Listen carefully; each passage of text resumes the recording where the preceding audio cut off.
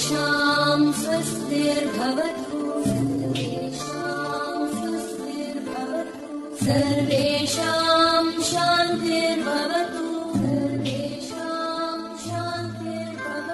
सर्वेषां पूर्णं भवतु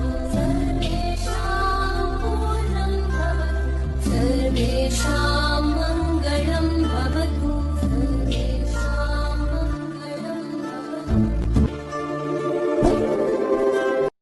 नमस्ते। आप सभी विद्यार्थियों का एक बार फिर से ऑनलाइन क्लासेस में स्वागत है।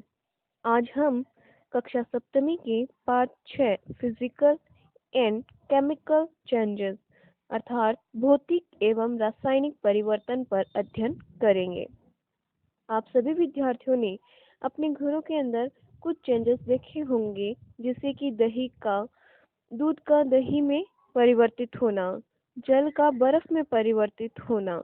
ये सभी परिवर्तन किस प्रकार होते हैं, कौन से कहलाते हैं, आइए हम जानकारी प्राप्त करते हैं। दैनिक जीवन में हमें अपने आसपास बहुत से परिवर्तन दिखाई देते हैं। इन परिवर्तनों में एक या अधिक पदार्थ सम्मिलित हो सकते हैं।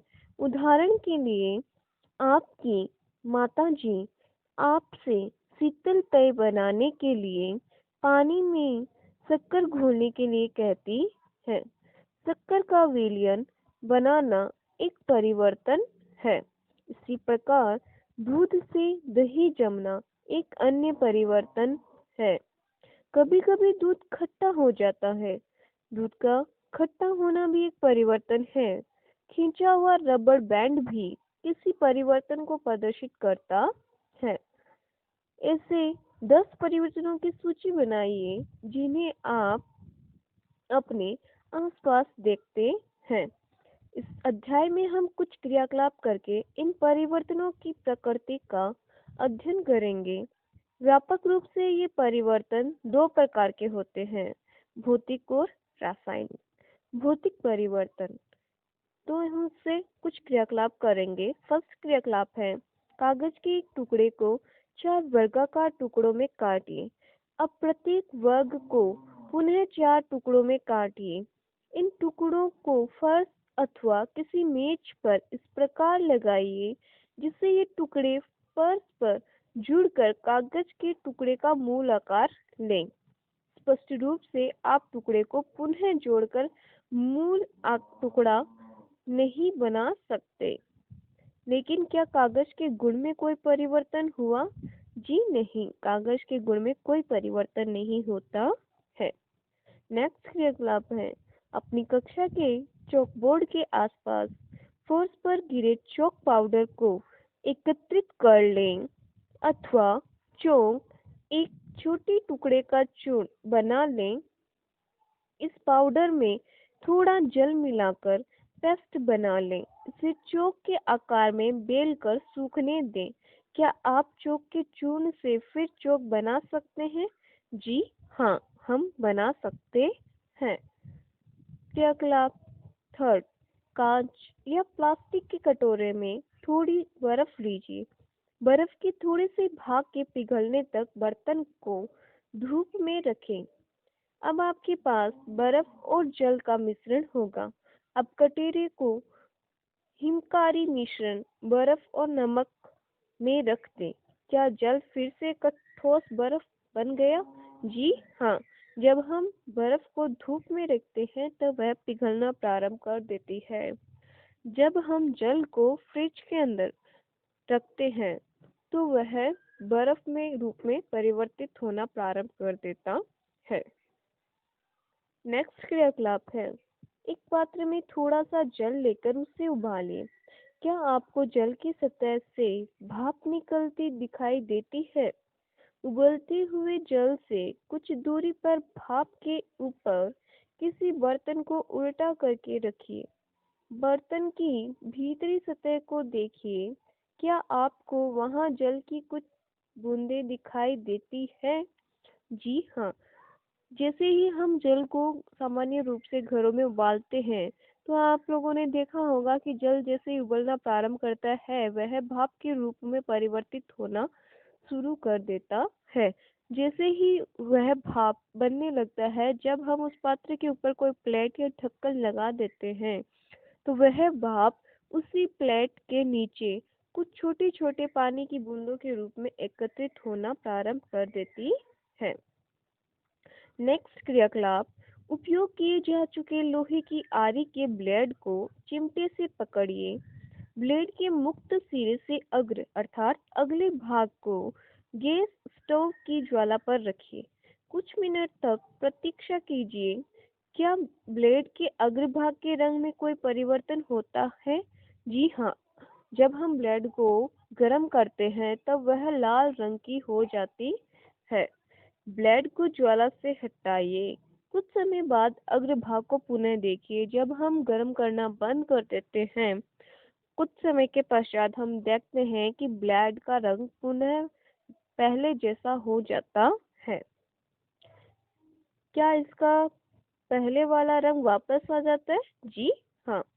क्रियाकलाप 6.1 और 6.2 में आपने देखा कि कागज और चौक के आमाप अर्थात साइज में परिवर्तन हो जाता है। क्रियाकलाप 6.3 और 6.4 में जल की अवस्था परिवर्तित होती है अर्थात ठोस से द्रव के अंदर अथवा गैस से द्रव के अंदर। क्रियाकलाप 6.5 में आरी के ब्लेड का रंग गर्म करने पर परिवर्तित हो जाता है अर्थात पदार्थ के आकार, आमाप, रंग और अवस्था जैसे गुण उसे भौतिक गुण कहलाते हैं। पदार्थ के आकार, आमाप, रंग ये जो गुण होते हैं वह पदार्थ के कौन से गुण कहलाते हैं? भौतिक गुण कहलाते हैं। वह परिवर्तन जिसमें किसी पदार्थ के भौतिक गुणों में परिवर्तन हो जाता है भौतिक परिवर्तन कहलाता है। भौतिक परिवर्तन सामान्यतः उत्क्रमणीय होता है। ऐसे परिवर्तन में कोई नया पदार्थ नहीं बनता है। अब हम दूसरे प्रकार के परिवर्तन पर विचार करते हैं, जैसे नेक्स्ट रासायनिक परिवर्तन। लोहे में जंग लगना एक ऐसा परिवर्तन है जिससे आप भली भांति परिचित हैं।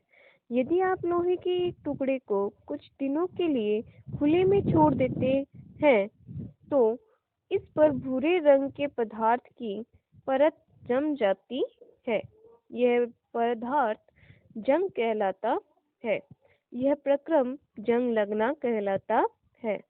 पार्क अथवा लॉन आदि के लोहे के दरवाजे अथवा बगीचों या पार्क आदि में रखी लोहे की बेंच और लोहे की लगभग कोई भी वस्तु जो खुले में रखी रहती है में जंग लग जाती है। आपने देखा होगा कि घर में रखी कुल्हाड़ी, हथौड़ा आदि को वायु में कुछ दिनों तक खुला रख देने पर उनमें जंग लग जाती है। रसोई में लोहे का गीला तवा कुछ समय तक खुला छोड़ देने पर उसमें जंग लग जाती है। जंग लोहा नहीं है। जंग उस पदार्थ से भिन्न होती है जिस पर यह लगती है। आइए हम कुछ ऐसे परिवर्तनों पर विचार करें जिनमें नए पदार्थ निर्मित होते हैं। जैसे कि फर्स्ट क्रियाकलाप में हम देखते हैं मैग्नीशियम की पतली पट्टी अर्थात फीता अथवा तार का टुकड़ा लीजिए। इसके सिरे को रेगमाल से साफ कर लीजिए। सिरे को मोमबत्ती की लो के पास ले जाइए। यह चमकदार सफेद प्रकाश देती हुई जलने लगेगी। पूरी तरह जलने के बाद कुछ सफेद भस्म रह जाती है।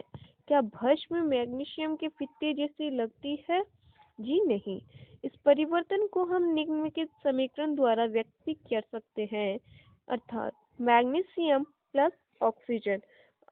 जब हम मैग्नीशियम के फीते को जलाते हैं तो वायु में क्या उपस्थित होती है?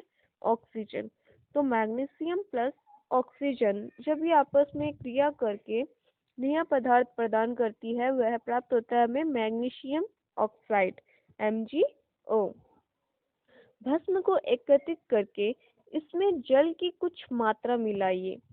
मिश्रण जलीय विलयन को अच्छी तरह हिलाइए।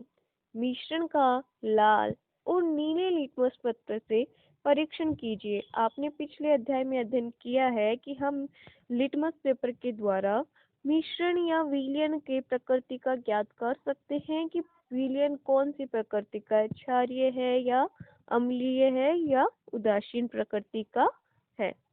तो हम लिटमस पेपर के द्वारा इसका परीक्षण करेंगे।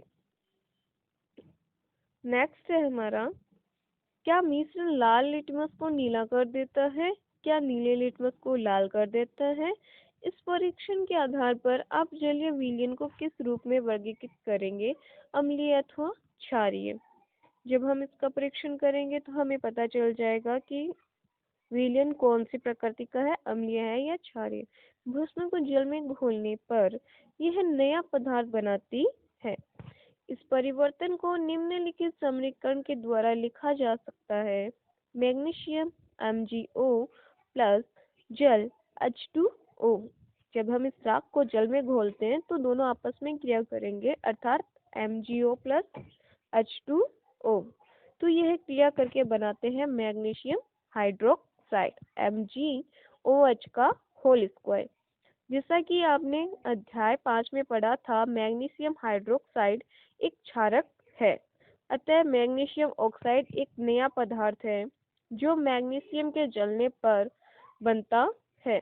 मैग्नीशियम हाइड्रोक्साइड एक अन्य नया पदार्थ है जो मैग्नीशियम ऑक्साइड को जल में घोलने पर बनता